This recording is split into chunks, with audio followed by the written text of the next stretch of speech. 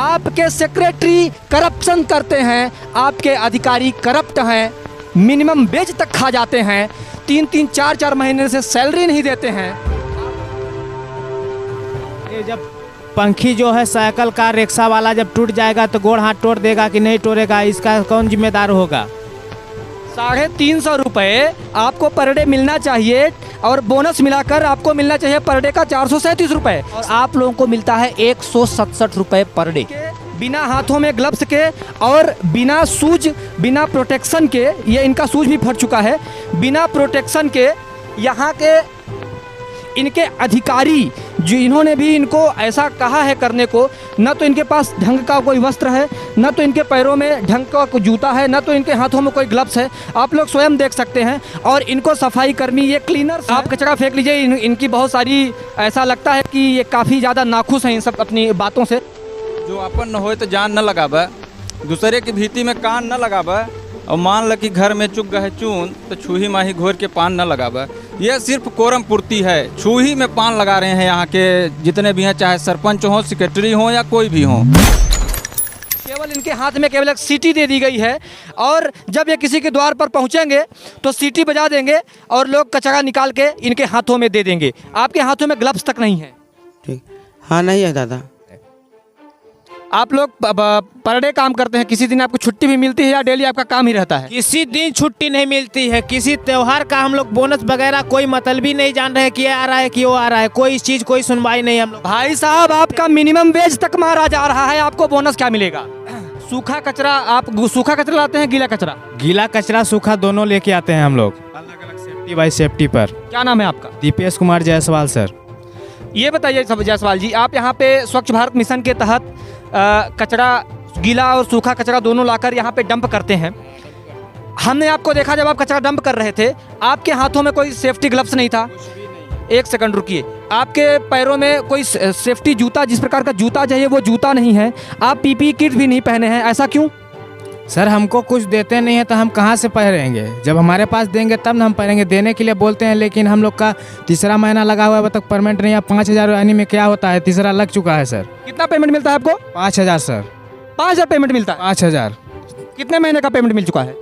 3 महीने का मिल चुका है और तीसरा महीना लगा हुआ है। अभी तक 2 महीने का नहीं मिला हुआ है और तीसरा लगा भी हुआ है। क्या आपको पता है पे चेक ऐसी कोई वेबसाइट है, paycheck.in करके, उस वेबसाइट पर आप लोग जाके चेक करिए कि जो क्लास सी अपना क्षेत्र होता है, जैसे ग्रामीण क्षेत्र है, क्लास सी क्षेत्र है, उनका TADA मिलाकर 437 रुपये पर डे का पड़ता है। आपको जो 5,000 रुपये पड़ता है महीने का, आपको मिलता है 166-167 रुपये आपका महीने आपका पड़ता है। क्योंकि आपको जानकारी थी इस चीज़ की? क्या नहीं जानकारी थी सर।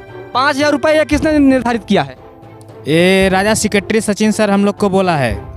166 रुपये, 167 रुपये, ये जिनका नाम ले रहे हैं राजा सेक्रेटरी का, इनको वो आपके लोग, आपके जैसे कितने यहाँ पे वर्कर हैं? 2 आदमी हैं हम लोग। ये 2 आदमी हैं, ये बता रहे हैं, और जिनका नाम ले रहे हैं सेक्रेटरी साहब का, 167 रुपये इनको पर डे प्रोवाइड करवाते हैं। लेकिन अगर हम सिस्टम से चलें, नियम से चलें, तो 437 रुपये, क्योंकि ये अनस्किल्ड आदमी हैं, इनके पास स्पेशल कोई स्किल नहीं है, इनको मिनिमम 437 रुपये पर डे मिलना चाहिए। 166 रुपये, 167 रुपये इनको पर डे मिलता है। उस पर भी बता रहे हैं कि पिछले 3 महीने से इनको सैलरी नहीं मिली है। ये देखिए, यही भ्रष्टाचार है। 166 रुपये से इनको दिया जाता है, जबकि इनको मिलना चाहिए 437 रुपये पर डे। यहीं से भ्रष्टाचार स्टार्ट होता है। और आपका पैसा, क्या आपको पता है, आपका पैसा खा रहे हैं सरकारी अधिकारी? जी सर, खा रहे हैं। हम लोग को पता नहीं है तो क्या करेंगे, कुछ कर नहीं सकते हैं। कुछ कहते हैं तो गाड़ी घोड़ा टूट भी जाता है, तो ऐसे बोलते हैं कि तुमको नहीं रखेंगे, दूसरे आदमी को रखेंगे। अब गाड़ी चलेगी सर रोड में तो कोई थोड़ी डराएगा। कैसा चलाया जाता है, कैसा नहीं। आदमी ऐसे ही चलाता है, अपने सेफ्टी पर चलाता है। ये भी नहीं कि कैसा काम कर रहा है। तो निश्चित तौर पर आप देख सकते हैं, इनको मिलना चाहिए कितना, इनको मिल रहा है कितना? आधे से भी कम, 437 रुपये मिलना चाहिए, मिल रहा है 167 रुपये। कितने शर्म की बात है कि हमारे क्लीनर्स भाई की, हमारे सफाई कर्मियों भाई की, जो हमारे भाई लोग हैं, इनकी सैलरी पर डे वेज, जो कि मिनिमम वेज होती है क्लास सी वर्कर्स की, खा रहे हैं। उनको शर्म नहीं लग रही है? जो भी हो, मैं तुम्हें चैलेंज करता हूं, तुम ऐसे ही हमेशा ज़िंदगी में अपने मरते रहोगे। अपने अगर हमारे सफाई कर्मी भाइयों लोगों का हक मारते रहोगे तो। ये बताइए, जो आपको सेफ्टी मिली नहीं है, आप लोगों ने कभी इसके लिए आवाज़ उठाई? बिल्कुल उठाए सर, लेकिन नहीं दे रहे हैं। अभी भी उठाए हैं, बोलते हैं कि है नहीं तो कहाँ से दें, ऐसे बोलते हैं। अब कितना बार हम लोग को डंडा डालते हैं तो हमको गाली देता है बार बार। आप मना क्यों नहीं करते कि मैं ये काम नहीं करूँगा? फिर मना करते हैं सर, हमारा साथी जो है वो डिस्टर्ब काम करता है, उसको बहुत मना करता हूँ कि गाड़ी खड़ी कर दो, बंद कर दो, बात मानता नहीं हमारा साथी। श्री नरेंद्र दामोदर दास मोदी जी और शिवराज सिंह चौहान मामा जी, सुन लीजिए, ध्यान दे लीजिए, आपके भांजे लोग हैं, सफाई कर्मी भाई हैं, क्लीनर्स भाई हैं। पहली बात तो इनका मिनिमम वेज मारा जा रहा है, ऊपर से इनकी जान को खतरे में डाला जा रहा है। न तो इनके पास कोई सेफ्टी कपड़ा है, न तो इनके हाथों में ग्लव्स दिया जा रहा है, न तो इनके पैरों में सेफ्टी जूते हैं, न तो इनको मास्क प्रोवाइड करा जा रहा है। इनके भविष्य का क्या? क्यों शिवराज सिंह चौहान जी, आपकी कितनी योजनाएं हैं? मैं ऐसी योजनाओं पर थू करता हूं जिसमें आप बार बार बात करते हैं हमारे सफाई कर्मचारियों की, क्लीनर्स की। क्या हुआ? वो योजनाएं आज कहां चली गई हैं? आपके सेक्रेटरी करप्शन करते हैं, आपके अधिकारी करप्ट हैं, मिनिमम वेज तक खा जाते हैं, 3-3 4-4 महीने से सैलरी नहीं देते हैं। आप कहाँ सोए हुए हैं या आपको जानकारी ही नहीं है? आप खुशहाल मध्य प्रदेश बोलते हैं, आप समृद्ध मध्य प्रदेश बोलते हैं। कहाँ है आपका खुशहाल मध्य प्रदेश? कहाँ है आपका समृद्ध मध्य प्रदेश? ये तो बात हो गई हमारे सफाई कर्मी भाईचारे की। कैमरा दिखाइए, कितने लोग हैं ग्रामीण लोग नेशनल हाईवे 39 के किनारे ये कचरा, और ये वास्तव में देखा जाए तो कचरा नहीं है, ये जहर है, क्योंकि जो इसकी स्मेल है इतनी बदबूदार है कि यहाँ से ग्रामीण जन इससे लगातार आतंकित रहते हैं, प्रभावित रहते हैं। और न सिर्फ वायु प्रदूषण, बल्कि नदी के जस्ट ऊपर यह डेल्टा टाइप का बना हुआ है, और जब भी बारिश होगी तो बारिश के पानी से बहकर ये कचरा इस नदी में जाकर समाहित हो जाएगा। तो वायु प्रदूषण तो हो ही रहा है, जल प्रदूषण भी होगा। दोहरी मार, वायु प्रदूषण भी और जल प्रदूषण भी, मृदा प्रदूषण भी हो रहा है। मिट्टी ये जो उपजाऊ, हालांकि ये गवर्नमेंट ज़मीन है, नेशनल हाईवे के किनारे की ज़मीन है, लेकिन ये ज़मीन पूरे तरीके से बंजर हो चुकी है। बात होती है रोड के किनारे वृक्षारोपण की, आप वृक्षारोपण कैसे होगा? ये ज़मीन इतना ही कचरा, पुल के जस्ट उस पार भी है, दोनों तरफ पुल के कचरे को डंप किया जाता है। और डंप शब्द कहना गलत होगा, एक्चुअली इस कचरे को डंप नहीं किया जा रहा है, खुले में छोड़ दिया जा रहा है। देख सकते हैं कुत्ते, बिल्ली, कौवे इस कूड़े पर बैठ रहे हैं, गंदगी फैला रहे हैं, लेकिन यहाँ के आला अफसर सुप्त अवस्था में हैं। यहाँ तक कि सफाई कर्मियों की मिनिमम वेज भी खा रहे हैं। कहाँ तक चलेगा शिवराज सिंह चौहान जी? आपका मध्य प्रदेश कैसे खुशहाल होगा?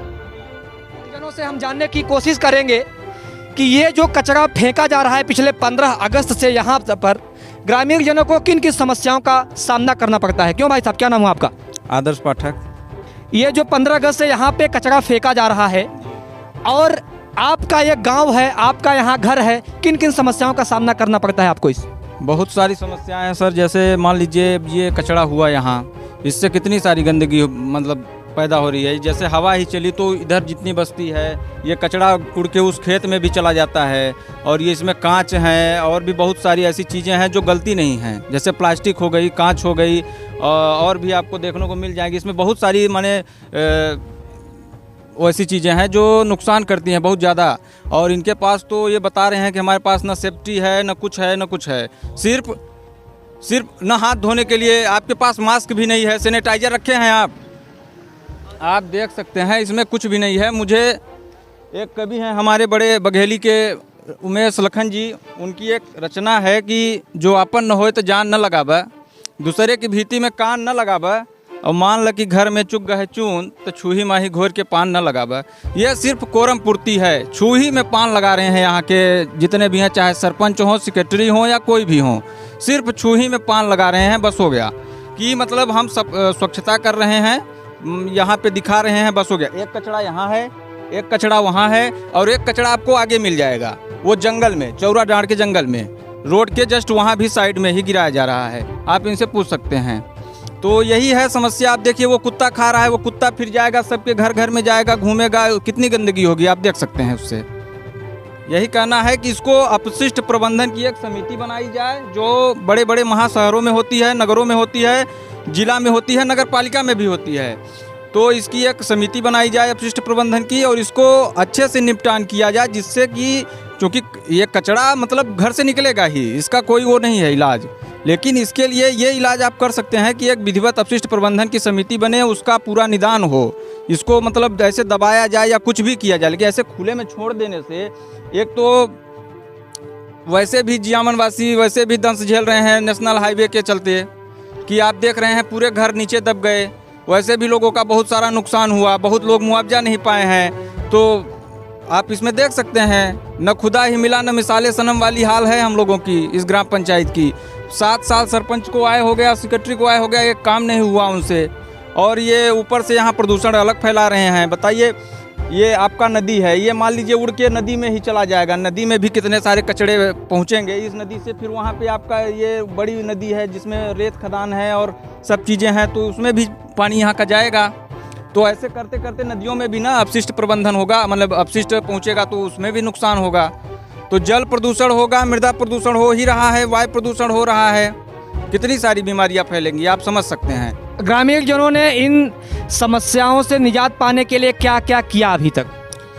इसके लिए अब निजात पाने के लिए देखिए ऐसा है कि एक आम व्यक्ति जो ग्राम का है उसके बस का नहीं है कि वो ये नॉर्मल काम करे। अगर वो इसके विरुद्ध आवाज़ उठाएगा तो सरपंच द्वारा, सेक्रेटरी द्वारा उसको ये कह के माने दबा दिया जाएगा कि आपका कूपन काट देंगे, आपका राशन कार्ड काट देंगे, आपका माने जो भी लाभान्वित योजनाएं हैं आपको वंचित कर दिया जाएगा।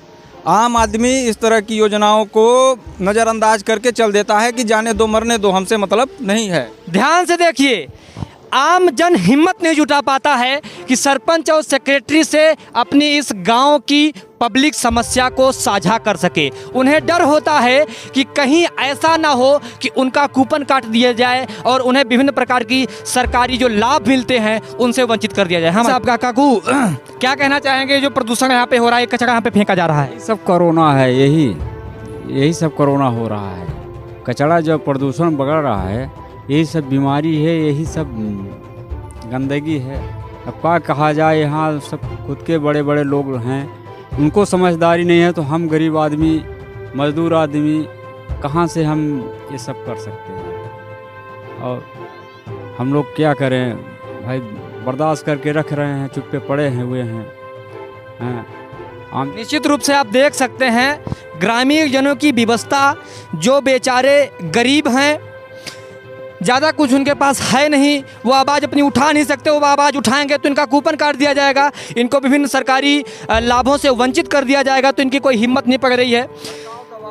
हड़काव दबाव पड़ेगी, मारेंगे पीटेंगे, ऐसा करवाएंगे वैसा करवाएंगे, यही सब होगा। गरीब आदमी यदि ज़्यादा बोल देंगे तो यही सब हो रहा। कौन आपको हड़काएगा, कौन मारेगा? अरे हाँ, बहुत से एकदम पड़े हुए हैं, किसको कहा जाए। यदि कह दिया जाए, एक आदमी कह देगा, किसी का नाम ले देगा तो वो बुरा हो जाएगा। भारत स्वतंत्र हो चुका है, आपको मालूम है, आप तो गुलामी की बातें कर रहे हैं। नहीं, सब आदमी यदि जब चाहेंगे तभी ऐसा काम होगा, बाकी एक आदमी कहने से एकदम फालतू बातें आ जाएगी उसके ऊपर। निश्चित रूप से आप देख सकते हैं कि अभी भी 2022 जनवरी चल रही है और लोगों के मन में डर है उन प्रशासनिक अधिकारियों की, उन सत्ताधारियों की। उन्हें शर्म नहीं लगती कि जिनका वोट लेते हैं, प्रशासन ने आपको जिनकी सुरक्षा के लिए आपको जिम्मेदारी दी है, वही आपसे डर रहे हैं। कितनी बड़ी विडंबना है ये। फिलहाल आप मुझे देख रहे हैं अपने YouTube channel talk with Shubham Pathak पर।